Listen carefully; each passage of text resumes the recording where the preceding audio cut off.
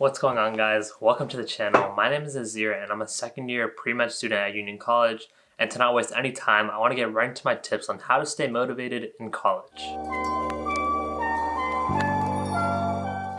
So my first tip is try to set up your environment to actually help you succeed.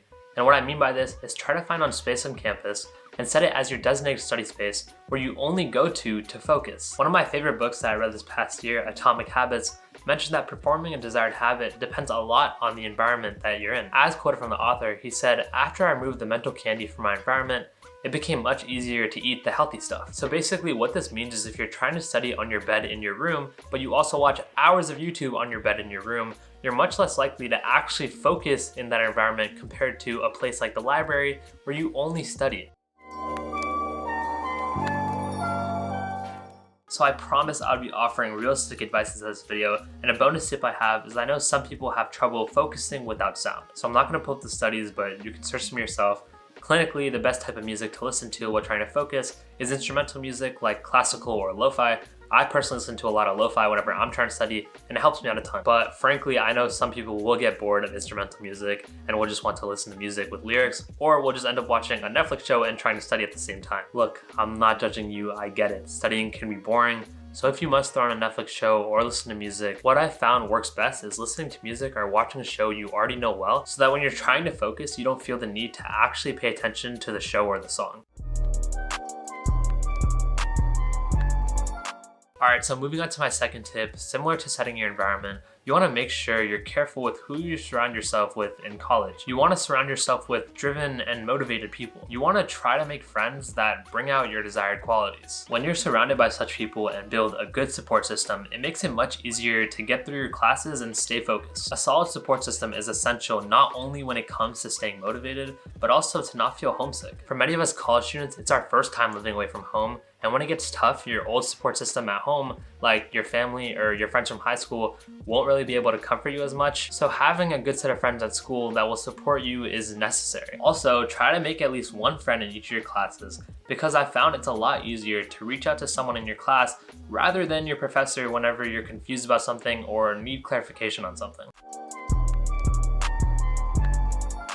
Alright, so moving on to the third tip, you want to try to make your life a routine. And what I mean by this is you want to try to organize your time better, and to help you do this, you should use a calendar like Google Calendar and a daily planner. By creating a schedule on Google Calendar, you're much less likely to miss class and can also schedule whatever else inside your day, like gym time or even focus sessions. Here's an example of what my calendar looks like during the school week. Also, I personally use a daily planner just because I find when it comes to random things throughout your day, it's much easier to write them down inside a planner rather than write everything down inside a calendar. So why would you even want to make your life a routine? Routines can seem boring and also limited. Well, it's actually because a routine will free up time to allow us to do the things that we actually want to do. A routine is something that we do without fail rather than something we should do. For example, when you wake up, you brush your teeth without much thought at all, I hope, just because that's what we're supposed to do at that time. So if you set up your day at college, say to where at a certain time every single day you study for 2 hours, you're much more likely to actually study in that time. Setting goals is important, but what's even more important is the systems we follow. As quoted from the author of Atomic Habits, he said, "I began to realize that my results had very little to do with the goals I had set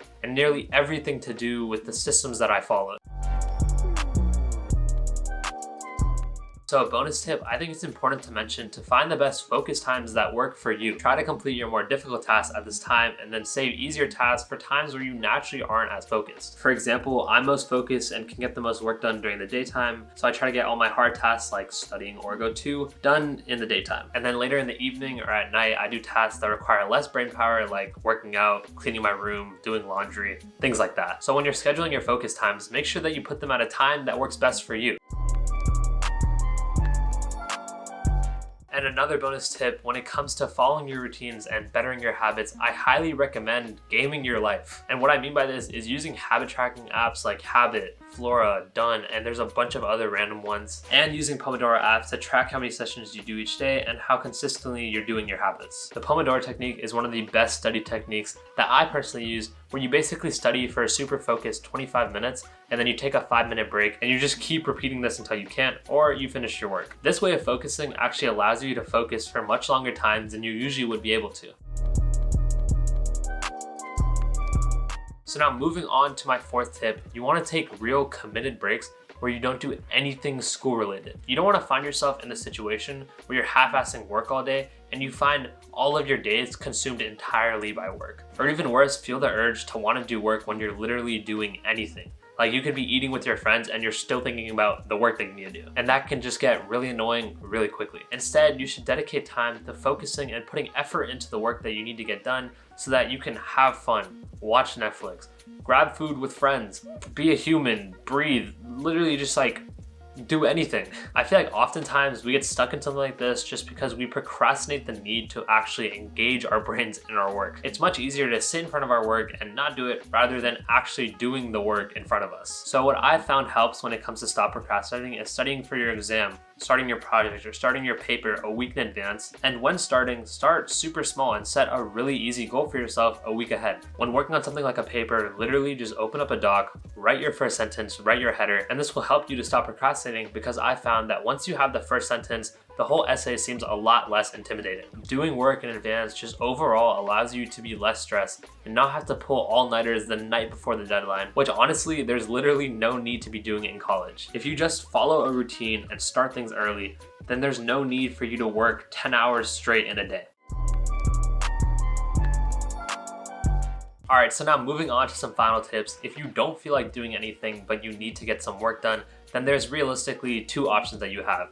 Either you take a quick nap and get to work, or you drink coffee and get to work. Don't sit on your phone scrolling through social media hoping to magically feel alive again, because trust me, if anything, you're just gonna feel more exhausted after that. When it comes to the next tip, once I realized this, being a student literally became 10 times easier. I might sound dumb when I say this, but it took me until the middle of high school to realize that you need to start actively paying attention and attending all lectures. And what I mean by actively paying attention is participating in class, taking notes, and not going on your phone. And once you master this, you'll find that studying class material literally becomes so much easier and you reduce the time that you need to study by a ton. And now moving on to some closing thoughts. College is really the first time for many of us that we're completely in control of our time and really our life. All throughout high school, people were constantly on our ass. But unlike high school, in college, you're free. You really get to do whatever it is you want to do. But with this level of freedom comes the need for you to be responsible of your own time and get the things that you need to get done. College is a place not only where you get to learn, but also grow into the person you want to become. It can't always be fun, and you'll definitely have to study a lot,